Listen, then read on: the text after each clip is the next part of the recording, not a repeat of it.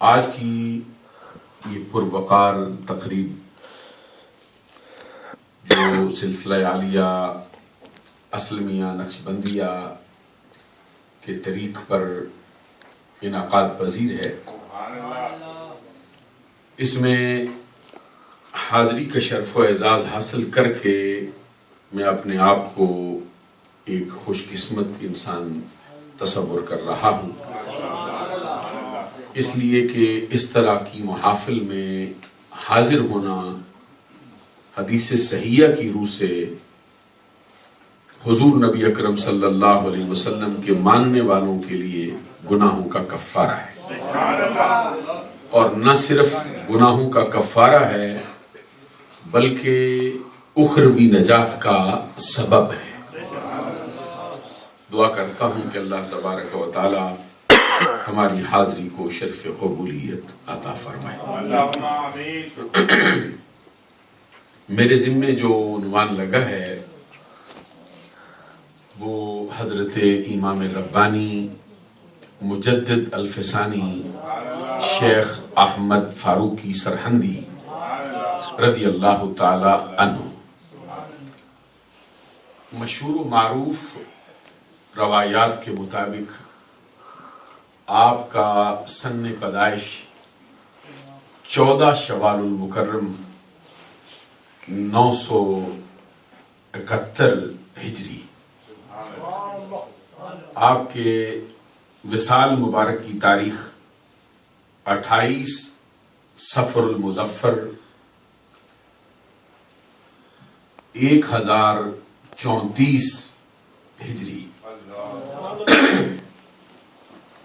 اللہ رب العزت کے فضل و کرم سے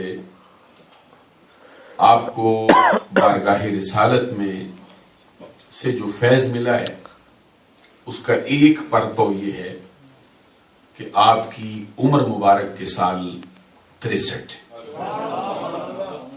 اللہ تبارک و تعالیٰ نے آپ کو 63 برس عمر عطا فرمائی، اور یہی 63 برس اللہ تبارک و تعالیٰ نے اپنے پیارے نبی کو عطا فرمائے۔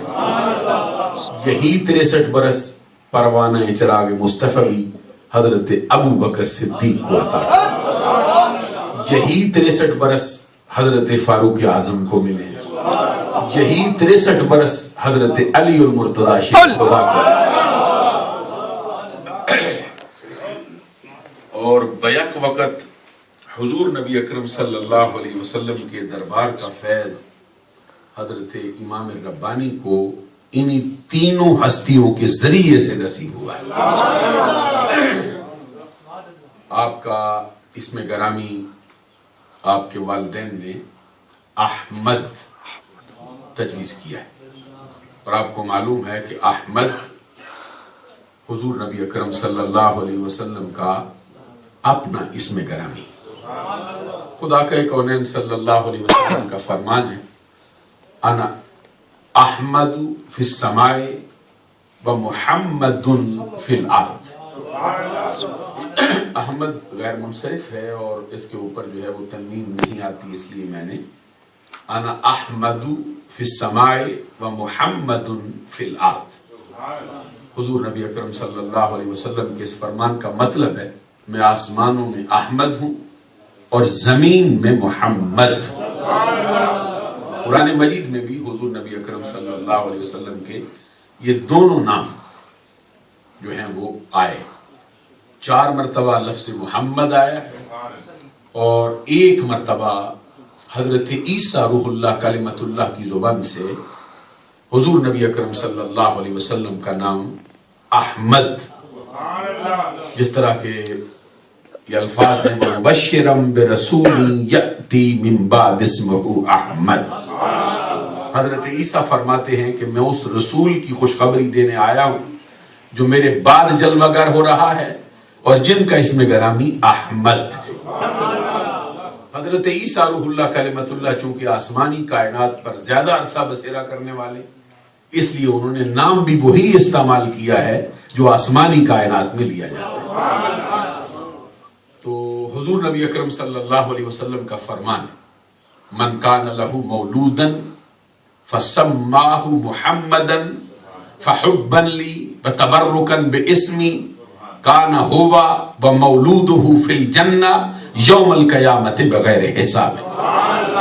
جس کو میرا رب اولاد عطا کرے، اگر وہ اپنے بیٹے کا نام میرے نام پر محمد یا احمد، میرے نام سے برکت حاصل کرنے کی وجہ سے، میری محبت کی وجہ سے، اس کا صلہ یہ ہے کہ وہ بچہ بھی بخشا جائے گا، اس کے والدین بھی بلا حساب و کتاب جنت میں داخل کر دیں گے. آپ کا اس میں گرامی بھی اسی کے تحت احمد تجویز کیا گیا ہے. سلسلہ نسب کے اعتبار سے فاروقی ہے، حضرت فاروق اعظم رضی اللہ تعالی عنہ کی نسل سے. اور آپ کو معلوم ہے کہ حضرت فاروق اعظم رضی اللہ تعالی عنہ قبیلہ بنو عدی سے ہیں، اور قبیلہ بنو عدی یہ قبیلہ قریش، قبیلہ قریش کی ایک مشہور و معروف شاخ.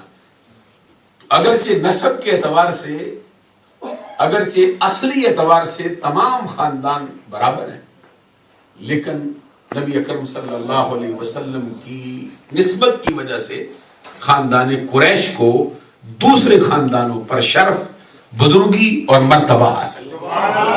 خود نبی اکرم صلی اللہ علیہ وسلم کا فرمان ہے کہ القریش سادت العرب، قریش عرب کے سید ہیں.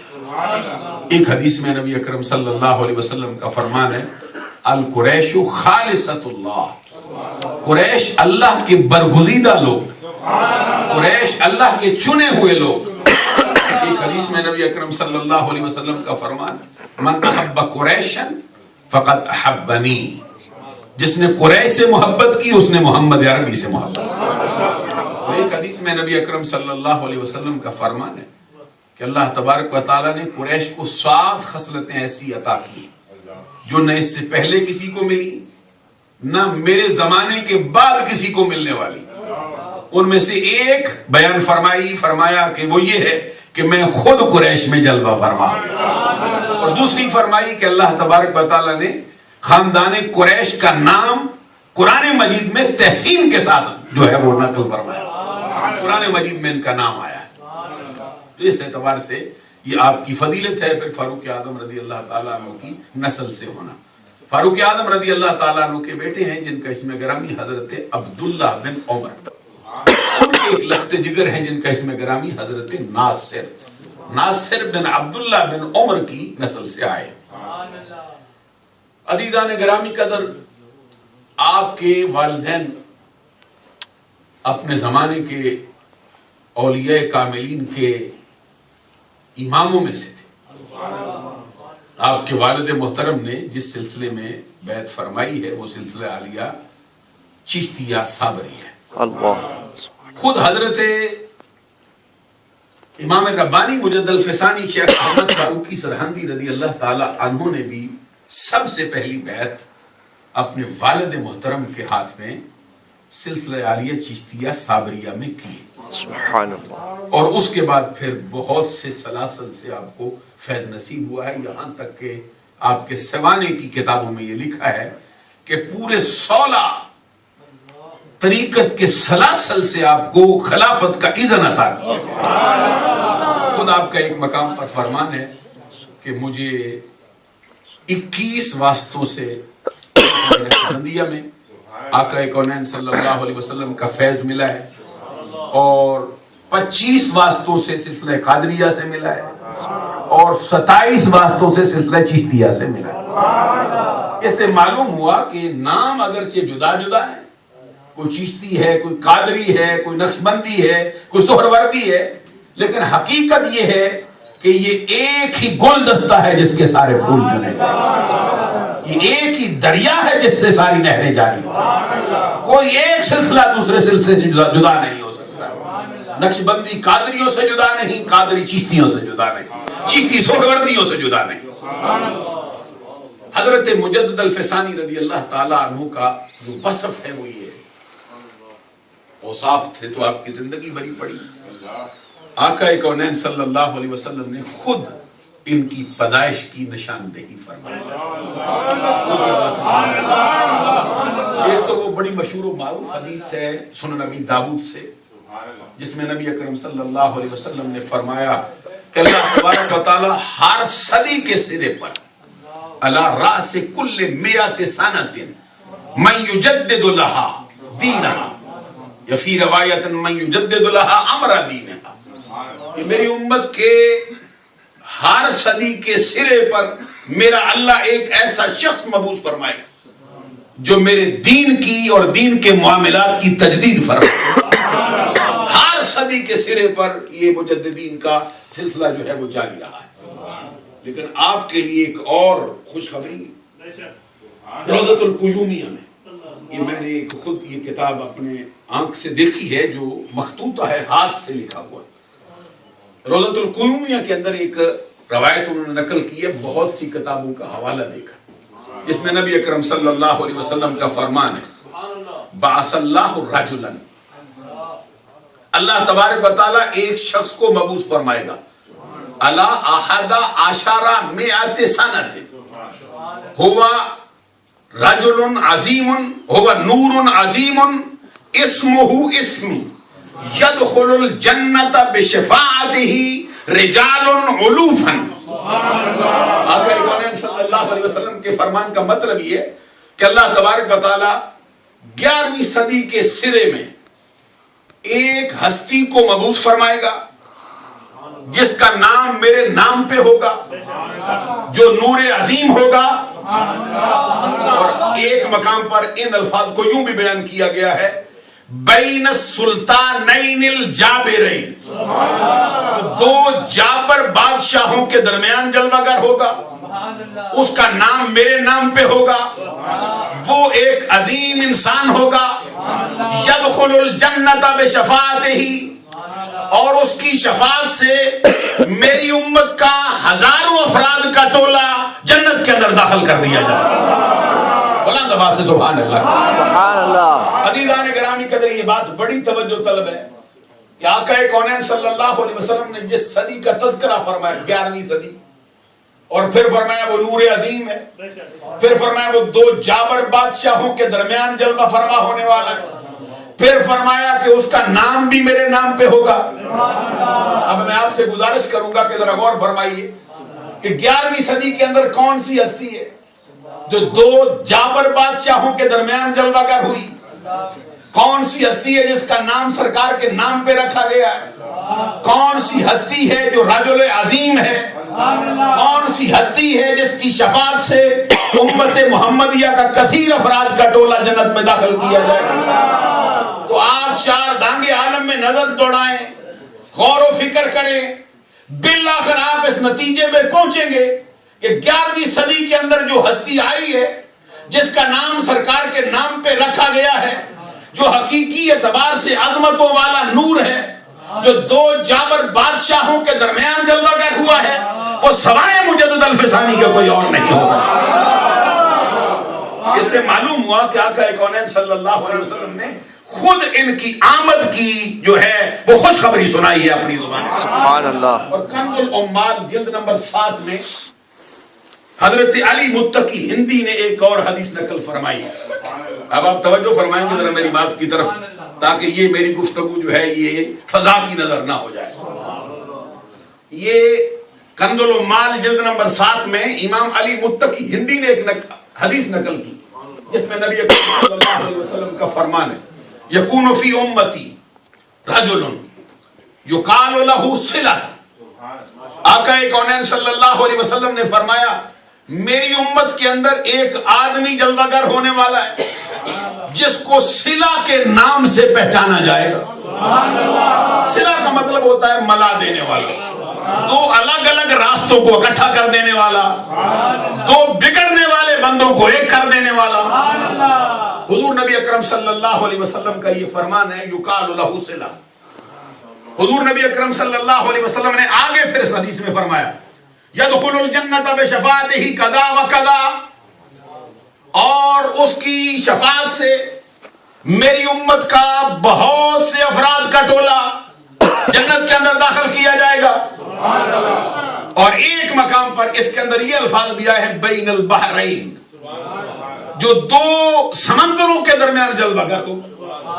اب امت کے علماء نے اس پر غور کیا یہ کون سا بندہ ہو سکتا ہے صلہ، یہاں تک کہ کسی کو بھی اس سے آشنائی نہیں ہو سکی کہ صلہ کون ہے، جس کے لیے نبی اکرم صلی اللہ علیہ وسلم نے یہ خوشخبری سنائی، یہاں تک کہ خود ہی ایک موقع پر مجد الفسانی کی زبان اقدس سے یہ الفاظ فضا کے اندر گونجے، اللہ کی بارگاہ میں عرض کرتے الحمدللہ الذی جعلنی صلۃ، تمام تعریفیں اس اللہ کے لیے ہیں جس نے مجھے امت کے لیے صلہ بنایا، بین البحرین ومصلحم، حضرت مجد الفسانی نے یوں دعا کی میں تمام تعریفیں اس اللہ تبارک و تعالیٰ کے لیے جس نے مجھے دو دریاؤں کو ملانے والا بنا دیا ہے اور لوگوں کے مختلف گروہوں کو ملا دینے والا بنایا ہوا ہے۔ جب آپ نے یہ فرمایا تو راز کھلا کہ یہ بھی وہی، یہ شخص بھی وہی ہے جس کی خوشخبری آقا کونین نے سنائی۔ حضرت مجد الفسانی رضی اللہ تعالی عنہ نبی اکرم صلی اللہ علیہ وسلم کی زبان اقدس سے نکلنے والے الفاظ کا مصداق اتم ہے، اور آپ کے مرتبے کا اندازہ لگائیے، ہر مرید اپنے پیر کی خدمت میں حاضر ہوتا ہے، ہر شاگرد اپنے استاد کی خدمت میں جاتا ہے، ہر چاہنے والا اپنے مرکز محبت کی طرف بڑھتا ہے، پروانہ شمع کی طرف جاتا ہے، چکور چاند کی طرف جاتا ہے، مچھلی پانی کی طرف بڑھتی ہے۔ اب آپ اندازہ لگائیے کہ کبھی ایسا پروانہ بھی دیکھا ہو آپ نے جس کی طرف شمع خود بڑھے؟ کوئی مچھلی زمانے کے اندر بتاؤ جس کے لیے پانی خود راستے بنا کے اس تک پہنچے؟ کسی چکور کا مقدر اتنا اونچا ہو گیا ہو کہ چاند خود اس کے پاس آنا چاہے؟ عزیزان گرامی قدر یہ برملا بات عرض کرنا چاہتا ہوں کہ امام ربانی مجدد الفسانی شیخ احمد فاروقی سرہندی وہ مرید کامل ہے، وہ شاگرد ارشد ہے جس کے پیر و مرشد خود چل کر اس کے دروازے پہ آئے، خود فیض دینے آئے ہیں ہندوستان کی سرزمین، خود فیض دینے آئے ہیں ہندوستان کی سرزمین۔ معلوم ہوا کہ یہ صرف اپنے پیر و مرشد کے لیے نہیں، اور پیر و مرشد حضرت خواجہ باقی باللہ رضی اللہ تعالیٰ عنہ کے مرتبے سے کون واقف نہیں؟ خود ان کے پیر و مرشد نے کہا میں تمہیں کہتا ہوں ہندوستان میں جاؤ۔ اب ظاہر ہے کون سا بندہ ہے جو اپنا علاقہ چھوڑنا چاہے؟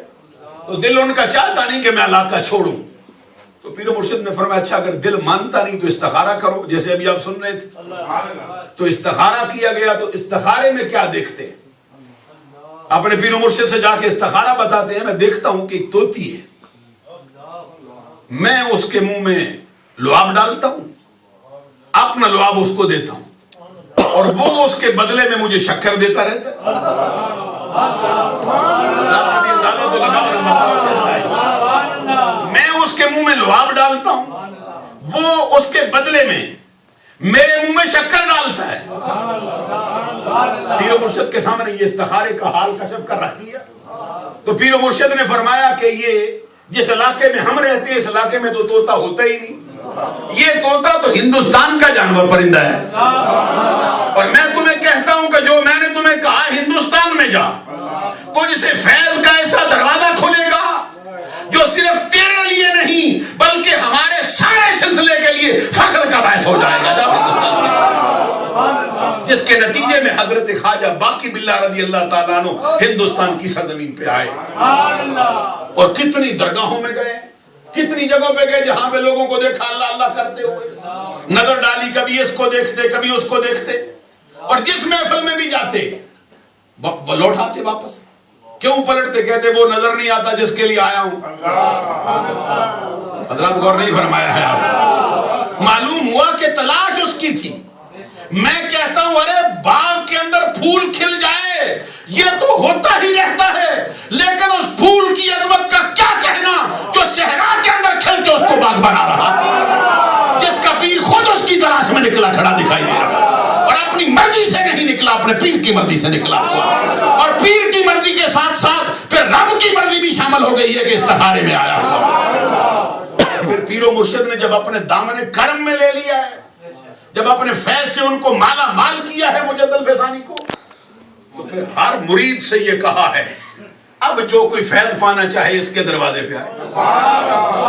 اب جو باقی باللہ کے دروازے کا منگتا بننا چاہے اس کو فیض بھی اسی دروازے سے ملے. یہاں تک کہ آپ کے جو بڑے قریبی مرید تھے، اور ہر مرید کو پیر بہت پیارا ہوتا ہے، بعض مریدوں نے عرض کر دیا حضور ہمارے لیے تو آپ ہی ہیں. مانا ہم نے شیخ احمد بڑا اونچا مرتبہ پا گیا ہے، مانا ہم نے اس کو بڑے اونچے مقامات مل گئے، لیکن ہمارے لیے تو آپ سے بڑھ کر کوئی نہیں ہو سکتا. ہمارے لیے تو محبت کا مرکز آپ سے بڑھ کر کون ہو سکتا ہے. اس پر جو جملے حضرت باقی باللہ رضی اللہ تعالیٰ عنہ نے فرمائے وہ تاریخ کے اندر رقم ہو گئے. آپ نے اس مرید اور خلیفہ سے فرمایا ارے سن شیخ احمد آفتابند کہ مثل ماں ہزارہ ستار ہزارہ ستار گانے دامن او گم شدہ. ارے شیخ احمد ایسا آفتاب ہے کہ میرے جیسے ہزاروں ستارے اس کے دامن میں گم ہو جاتے. حضرات آپ اندازہ لگائیے یہ ان کے مرید نہیں کہہ رہے، ان کے پیر کہہ رہے ہیں ان کے بارے میں. تو جن کا پیر ان کے بارے میں یہ کہے اس کی عظمت کا حال ہے. اور حضرت شاہ ولی اللہ محدث دہلوی رضی اللہ تعالیٰ عنہ نے جو ان کے بارے میں جملہ کہا، ہندوستان کی سرزمین پر جو فیض خاندان شاہ ولی اللہ کا ہے یہ شاید کسی اور کا نہ ہو. پورے خاندان کے اعتبار سے خود بھی میلاد منانے والے، ان کے بیٹے شاہ عبدالعزیز وہ بھی میلاد منانے والے. اور لطف کی بات یہ ہے کہ حضرت شاہ ولی اللہ کے والد شاہ عبدالرحیم بھی آقا کونین کا میلاد منانے والے. حضرت شاہ عبدالرحیم بھی سرکار کا میلاد مناتے، خود شاہ ولی اللہ بھی میلاد مناتے ہیں، خود شاہ عبدالعزیز بھی میلاد مناتے ہیں سرکار. تو شاہ عبدالعزیز بھی نقشبندی ہے، یہ مجددی ہے، اور شاہ ولی اللہ بھی مجددی. سرزمین ہندوستان کے اندر جن لوگوں نے علم کلام پہ بہت گفتگو کی ہے، تفسیر کے میدان میں جن کا بہت بڑا حصہ ہے، ان میں زیادہ حصہ طریقت کے سلسلوں میں مجددیوں کا ہے. یہ تفسیر مظہری جو لکھی گئی ہے، حضرت قاضی ثناء اللہ پانی پتی حضرت مرزا مدر جانے جانا کے مرید ہیں، تو مرزا مدر جانے جانا بھی مجدد الفسانی کے دامن سے وابستہ ہے چند بات. اور خود علامہ محمود آلوسی حنفی بغدادی جن کی تفسیر روح المعانی ہے، یہ بھی حضرت مجدد الفسانی کے ماننے والوں والا شخص ہے. عزیزان گراں، اور خود شاہ غلام علی دہلوی 13ویں صدی کا مجدد مانا جاتا ہے، وہ بھی حضرت مجدد الفسانی کے دامن سے وابستہ دکھائی دے رہا. اس لیے میں جو بات عرض کر رہا تھا، حضرت شاہ ولی اللہ محدث دہلوی نے کہا فرماتے لا یحبہ الا مومن تقی، لا یحبہ الا مومن تقی ولا یبغضہ الا فاجر شقی. کہتے اللہ کی قسم مجدد الفسانی کی ذات کے ساتھ سوائے مومن متقی پرہیزگار کے کوئی بندہ محبت کر ہی نہیں سکتا. آپ کہیں گے یہ کیسا جملہ کہہ دیا؟ اور اعلیٰ حضرت امام محمد رضا رحمت اللہ علیہ نے فتاوی رضویہ میں ایک جملہ لکھا ہے، اس میں وہ فرماتے، ہمارے شیخ حضرت جنید بغدادی فرماتے ہیں کہ التصدیق بطریقتنا ولایت، کہتے ہمارے طریقے کی تصدیق کر دینا کہ یہ سچ ہے، یہ مرتبہ بھی ولایت سے کم نہیں. میں سمجھا نہیں سکا نا، آپ نے غور فرمایا. یعنی میں یہ عرض کرنا چاہتا ہوں کہ خالی طریقے کی تصدیق کر دے کہ یہ سلسلہ جنیدیہ جو ہے یہ سچا ہے. جنید بغدادی فرماتے ہمارے راستے کو کوئی سچا کہہ دے یہ مرتبہ ولایت ہے. اگر اس کو سچا کہنا مرتبہ ولایت ہے تو پھر مجھے کہنے میں کوئی باک نہیں ہے کہ جس سینے میں مجدد کی محبت آئی ہو وہ مومن کا سینہ ہے، وہ پرہیزگار کا سینہ ہے، تقوی والے بندے کا سینہ ہے. لا یحبہ الا مومن تقی، آگے فرماتے ولا یبغضہ الا فاجر شقی. اور حضرت مجدد الفسانی رضی اللہ تعالیٰ عنہ سے کوئی بندہ بغض نہیں رکھ سکتا سوائے فاجر کے، سوائے شکی کے، سوائے بدبخت کے. یہ کہتا میں نہیں، شاہ ولی اللہ محدث دہلوی کہتے جس کے سینے میں مجدد کا بغض آیا سمجھو وہ بندہ جہنمی ہوگا، بدبخت ہوگا، شکی فاجر ہوگا، راہ راست سے ہٹنے والا ہوگا. یہ آپ کے اور حضرت ملا عبدالحکیم سیالکوٹی جو آپ کا ہم اثر بزرگ ہے، اور یہ انہی کے بارے میں یہ کہا جاتا ہے کہ یہ وہ ہستی ہے جنہوں نے سب سے پہلے آپ کو مجدد الف کہا ہے، مجدد الف ثانی کہا ہے جنہوں یہ حضرت علامہ عبدالحکیم سیالکوٹی، یہ علم کلام کا بہت بڑا استاد گزرا ہے، اور یہ پنجاب کا ایسا ثبوت ہے کہ علم کلام کے اندر بڑی بڑی کتابوں کو کوئی پڑھنا چاہے تو اساتذہ بھی کہتے ہیں پہلے ملا عبدالحکیم سیالکوٹی کا حاشیہ ضرور دیکھنا، اور یہی ملا عبدالحکیم سیالکوٹی ہے جس نے یہ بات لکھی ہے النبی نبی ولو کان فی بطن امہ، کہ نبی نبی ہوتا ہے چاہے ماں کے پیٹ میں بیٹھا ہو چاہے ماں کی گود میں بیٹھا ہو۔ آج کل جو جھگڑا چلتا ہے بھائی 40 سال کے بعد نبوت ملی ہے یا 40 سال سے پہلے ہی نبی تھے، یہ شاہ ولی اللہ محدث دہلوی رحمت اللہ علیہ کا فرمان سننے کے بعد میں جس ہستی کا کلام سناتا ہوں یہ مجدد الفسانی کے ہم اثر، ان کے ہم سبق، ان کے ساتھی کہتے ہیں ارے نبی نبی ہوتا ہے چاہے ماں کی گود میں ہو چاہے ماں کے پیٹ میں بیٹھا، تو جس حال میں بھی ہوتا ہے نبی ہی جل وعلا۔